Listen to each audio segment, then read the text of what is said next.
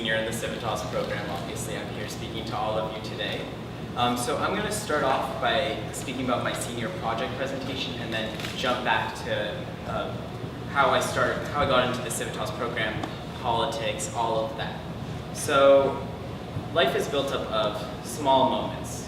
The first A you get, the first time you have a job interview, the first time you meet a loved one or someone you care about.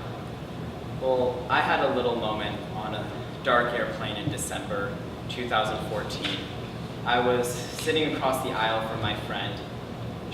We were speaking in hushed voices because it was about 2 a.m. Pacific Standard Time. We were flying to Atlanta. And she turns to me and she starts crying. And she tells me, "Orr, there's something I need to tell you." And the worst things run through my mind. And it turned out to be one of the things that ran through. She started telling me the story of how she was gang raped by 4 classmates in her high school in the Bay Area. And I was shocked, appalled really that anyone could ever do something like this to a close friend of mine, someone who I cared about deeply. So I knew at that moment that I had to do something, but I didn't know what to do. Now at this point, I was a junior in the Civitas program, so I already knew about the senior project presentation. I knew how things usually progressed in the program. So always in the back of my mind, I was always searching for what's that one thing I want to do to help.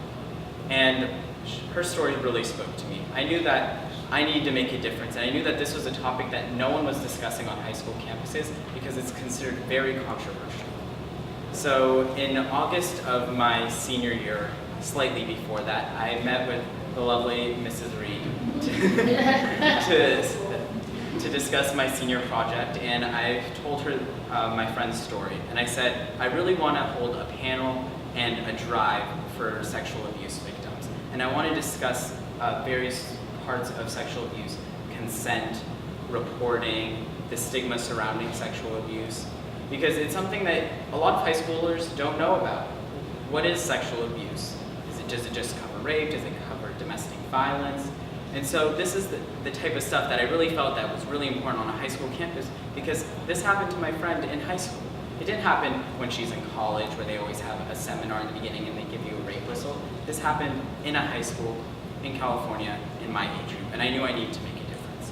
So I'm just going to show some clips from the panel that I had, and then I'll speak about it